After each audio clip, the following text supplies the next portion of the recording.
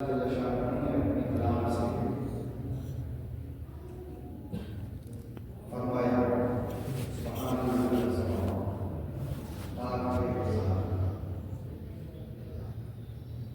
اللہ نے اپنے محبوب کا سفر بیان کیا، محبوب کی عظمت، محبوب کی شان، محبوب کی بلندی، محبوب کی عبادت بیان کرتا ہوں تو پہلے اللہ نے اپنی ذات کو بیان کیا، اس کے بعد اپنے محبوب کی شان بیان کی، محبوب کا سفر بیان اور اللہ نے صحابہ کی عظمت کو بیان فرمایا تو پہلے رسول کی عظمت کو بیان فرمایا۔ قرآن کریم میں محمد رسول اللہ والذین معه اشداء على الكفار رحماء بینهم تراهم رکعا سجدا، تو اس آیت کریمہ میں صحابہ کی عظمت بیان ہوئی۔ تو جب صحابہ کی عظمت، صحابہ کا مقام، صحابہ کی بلندی، صحابہ کا مرتبہ بیان کرنا ہو تو اللہ پہلے اپنے محبوب کا ذکر فرماتا محمد رسول اللہ، محمد صلی اللہ علیہ وسلم اللہ کے رسول ہیں۔ تو صحابہ کی عظمت بیان کرنے کے لیے پہلے اپنے محبوب کی عظمت کو بیان کرنا، اور جب اپنے محبوب کی عظمت، اپنے محبوب کی شان، اپنے محبوب کی بلندی، اپنے محبوب کا سفر بیان کرنا ہو تو رب پہلے اپنی ذات کو بیان کرنا ہوگا۔ ترتیب دیکھیں، سبحان الذی اسریٰ، پاک ہے وہ ذات، اس میں کوئی عیب نہیں، کوئی نقص نہیں، وہ بے عیب ہے، وہ پاک ہے، منزہ ہے۔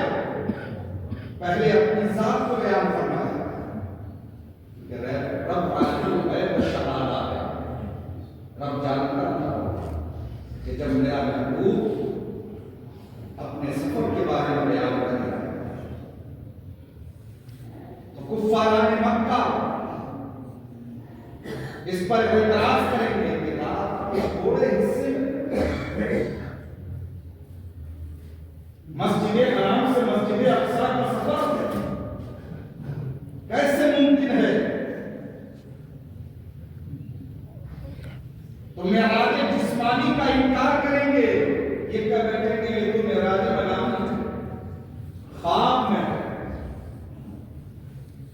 لیکن اللہ نے فرمایا یہ مت دیکھو سفر کون کر رہا ہے، یہ دیکھو سفر وہ کرا رہا ہے جو پاک ہے، جو ہر عیب سے پاک ہے، جو تمام قدرتوں کا مالک ہے، وہ سفر کرانے والا ہے۔ سبحان الذی اسریٰ، پاک ہے وہ ذات بعبدہ، جس نے اپنے بندے خاص راتوں رات مسجد حرام سے مسجد اقصی تک۔ اگر اس سفر کا کوئی انکار کرے گا تو اسلام سے خارج ہو جائے گا، کیونکہ یہ زمینی سفر کو قرآن میں بیان کر دیا، نص قطعی سے ثابت ہے کہ محبوب مسجد حرام سے چلے مسجد اقصی تک پہنچے، اور مسجد اقصی کے بعد کا سفر سورہ نجم میں اللہ رسول اللہ صلی اللہ علیہ وسلم کا سفر شروع ہوا۔ حضرت جبریل آئے رہے تھے، دعوت کی کئی کوالٹیاں ہوتی، ایک دعوت تو یہ ہے کہ صاحب فون پہ کہہ دیا کہ فلاں کی دعوت ہے، تشریف لانا، آنے والے آ گئے۔ دوسری دعوت یہ ہے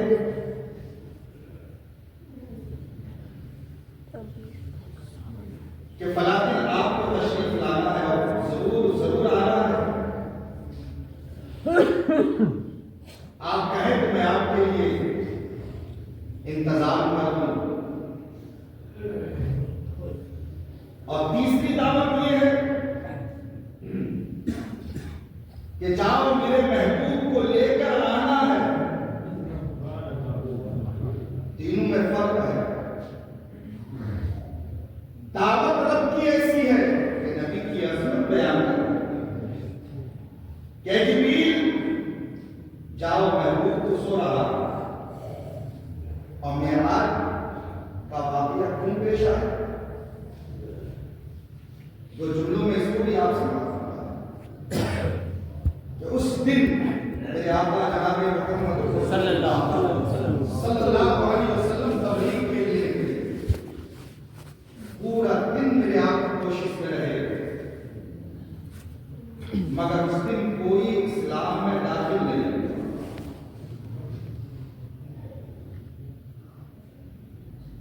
میرے آقا کو بہت ملال ہوا اس چیز سے کہ آج میں پورا دن محنت کرتا تھا مگر آج کسی کی سمجھ میں نہ آئی اور کوئی آج اسلام میں داخل نہیں. میرے آقا اسی غم میں تھے اور مہمانی کے گھر آ کر میرے آقا سو گئے. محبوب کے دل کو تکلیف پہنچی. محبوب کا دل غمزدہ ہوا.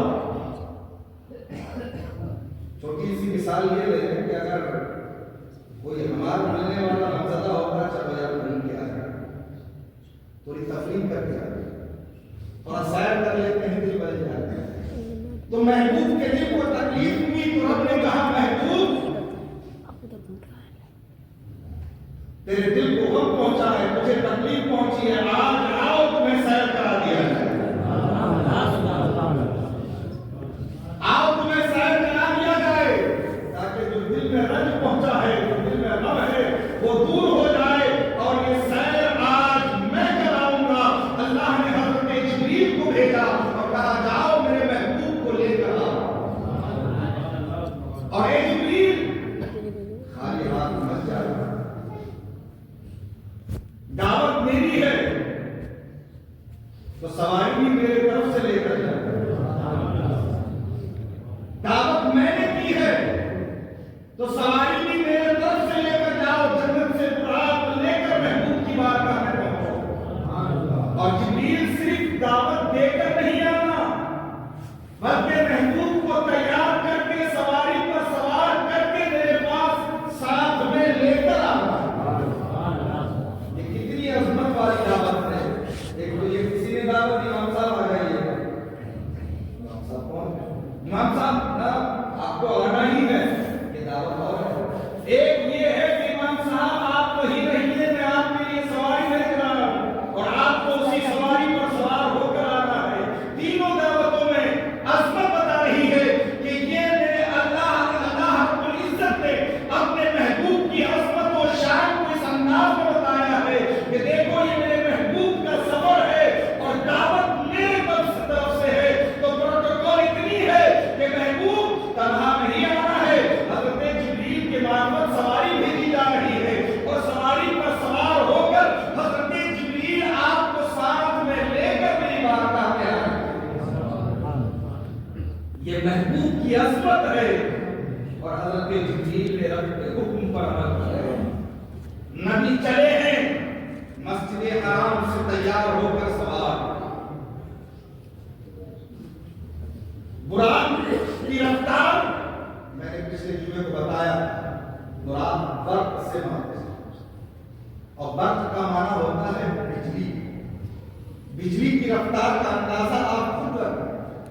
یہاں بٹن دبی وہاں بلند چلتا ہے. کتنے سیکنڈ لگتے ہیں؟ تو بجلی کی رفتار اسی سے آیا ہے براق. تو بجلی کی رفتار سے براق کی رفتار کا اندازہ آپ کو ہوگا. براق کی رفتار یہ ہے کہ حد نگاہ جہاں تک نگاہ پہنچی وہاں پر پہلا قدم ہے. یہ براق کی رفتار. اب براق پر سوار ہوئے مصطفیٰ اور مصطفیٰ کی عظمت دیکھیں. آج ہوائی جہاز کا سفر کرتے ہیں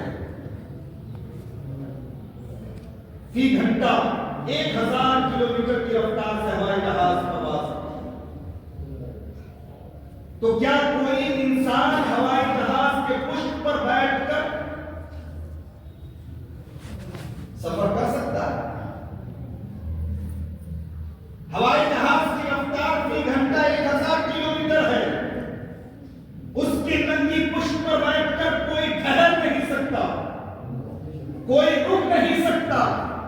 کسی کے اندر اتنی طاقت نہیں کہ اس کی خالی پشت پر سوار ہو کر رک جائے، اس کے پنکھے ہو جائے، وہ بچ نہیں سکتا. اس سے کروڑوں درجہ زیادہ رفتار براق کی ہے، اور براق کے پشت پر میرے مصطفیٰ سوار کی ہے. کا اندازہ دیتے ہیں، اس سے کروڑوں زیادہ درجہ رفتار براق کی ہے، اور اس براق کے پشت پر میرے مصطفیٰ سوار ہے. اب دوسری چیز، سوار ہے براق کے پشت پر مصطفیٰ اور چلے جا رہے ہیں. اور میرے آقا فرماتے ہیں کہ میں نے حضرت موسیٰ علیہ السلام کو ان کی قبر میں نماز پڑھتے ہوئے دیکھا. سبحان اللہ سبحان اللہ. ہم اگر موٹر سائیکل پر بیٹھ کر جاتے ہیں 40 سے 50 کی سپیڈ میں تو ادھر ادھر والا نظر نہیں آتا. ہم گزر جاتے ہیں، یہ پہچان نہیں کر پاتے کہ کس کے پاس سے گزرے. ہماری نظر نہیں کام کر سکتی، لیکن مصطفیٰ کی نگاہ نبوت دیکھیں.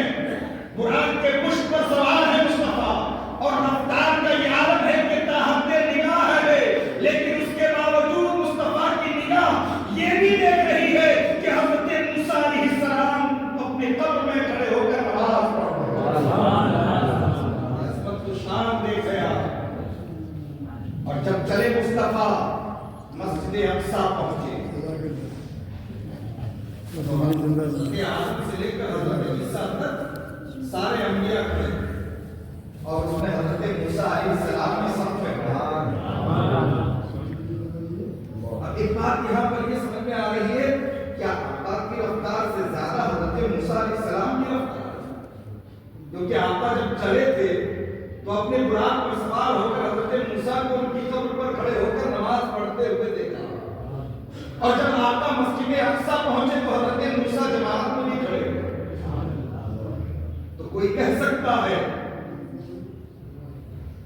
کہ اس سے تو اندازہ ہوتا ہے کہ حضرت موسیٰ کی رفتار زیادہ ہے، اور نبی بعد میں آئے، حضرت موسیٰ پہلے پہنچ گئے. مگر اسے بتا دے کہ میرے آقا اپنی رفتار سے نہیں چلے، وہ براق کی رفتار سے چلے ہیں، اور حضرت موسیٰ نبوت کی رفتار سے چلے ہیں. براق کی رفتار اور ہے، نبوت کی رفتار اور ہے.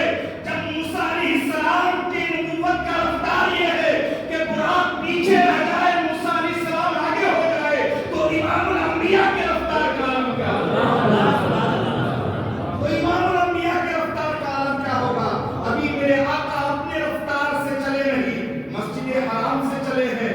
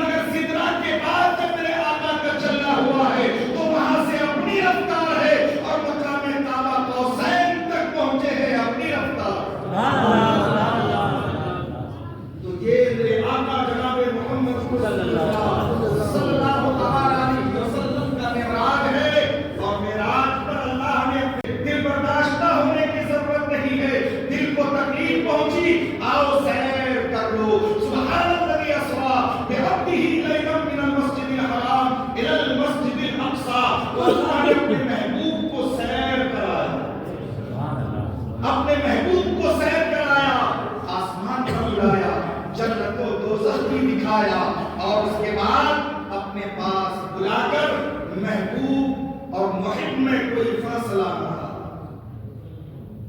रब पुकारता रहा, उदनु मिन्नी, और करीबा, उदनु मिन्नी, और करीबा, उदनु मिन्नी, और करीबा आओ। आका फरमाते हैं कि कमान दो कमान का फासला था। अल्लाह अकबर। अब जलवे खुदा है और महबूबे कायनात है, अपने माथे की आंखों से रब के जलवे का दीदार हो रहा है। उन आंखों पे कुर्बान जाए जो आंखें रब का दीदार कर रही हैं। वरना दूर पर तो हज़रत मूसा कहते रह गए, रब्बी अरनी, ऐ मेरे माबूद मेरे मौला अपना जलवा दिखा। आवाज आई अंतरानी, हे मूसा तुम देख नहीं सकते। असरार पे असरार रहा, मैं जो देखना चाहता हूँ और मैं देखूंगा। दूर पर आया हूँ परवरदिगार, तेरा जलवा देखना है। तो रब ने फरमाया मूसा ना तू देखे ना चश्मे अंबिया देखे, मुझे देखे तो फकत निगाहे मुस्तफा। ऐसी आग कोई बनी नहीं जो मेरे जलवे की ताब ला सके। वो आग तो सिर्फ आग है जो मैंने अपने महबूब को अता किया है, जो जलवे वो मेरे आका ने रब का जलवा देखा। हज़रत मूसा अलैहिस्सलाम ने इस्रार किया तो रब ने फरमाया उन्जुर इलल जबल, ए मूसा अगर देखना ही चाहता है तो पहाड़ की तरफ देख। मैं अपनी तजल्ली की थोड़ी सी झलक पहाड़ पर नाज़िल करूंगा। अल्लाह रब्बुल इज्जत ने अपनी तजल्ली की थोड़ी सी झलक पहाड़ पर नाज़िल की। पहाड़ जलकर सुरमा हो गया और हज़रत मूसा उसी तजल्ली की ताब ना ला सके और बेहोश होकर गिर पड़े। और आज भी आप दूर पहाड़ देखें तो वो जला, इर्द गिर्द में जो पहाड़ियां हैं वो सुर्ख है, और जिस पहाड़ी पे जलवे खुदा नाज़िल हुआ वो पहाड़ी आज भी आप देखेंगे तो वो काला है। वो जला हुआ पत्थर आज भी इस बात की गवाही दे रहा है कि हज़रत मूसा के लिए रब ने इस पहाड़ पर अपना जलवा नाज़िल फरमाया। तो तमाम शवाहिदात मौजूद है। हमारा मजहब कोई ढका छका मजहब नहीं है, और मजहब तो ऐसा मजहब है जिसको अल्लाह ने पसंद फरमाया है। और हम जानते हैं कि सारी कायनात का तख्लीक करने वाला वो हमारा रब है। अल्हम्दुलिल्लाह हम उस मजहब के मानने वाले हैं, और अल्लाह जिसे अक़ल दे वो मजहब इस्लाम को समझ ले। और जो मजहब इस्लाम को समझता है यकीनन मजहब इस्लाम से मुतासिर होता है। ये और बात है कि हम अपनी बदअमलियों के जरिए आज शर्मसार हो रहे हैं, आज ज़लील व रुस्वा हो रहे हैं। हम मजहब इस्लाम के मानते हुए भी, मजहब इस्लाम का पर चलते हुए भी हम फॉलोअर नहीं बन पा रहे हैं, मजहब इस्लाम के कानून पर अमल नहीं कर पा रहे हैं। ये हमारी कम नसीबी है और ये हमारी गफलत है कि हम मुसलमान होकर भी इस्लाम के कवानीन पर ढंग से अमल नहीं कर पाते। अल्लाह ने अपने महबूब को अपने पास बुलाया। हज़रत मूसा जलवे की ताब ना ला सके थे, बेहोश हो गए थे। मगर जब महबूब नबी करीम जनाब मुहम्मद सल्लल्लाहु अलैहि वसल्लम की बारगाह में पहुंचे, अल्लाह ने अपने बंदों के लिए अपने महबूब को तोहफा दिया। महबूब मेरे पास आए हो, अपनी उम्मत के लिए तोहफा लेकर। और तोहफे ने क्या मिला? नमाज। 50 वक्त की नमाज अल्लाह ने तोहफे में अता की। महबूब ये नमाज है। महबूब तुम्हारा मेराज, मेरे पास आना, मेरा जलवा देखना। तो महबूब मेराज में मैंने जो तोहफा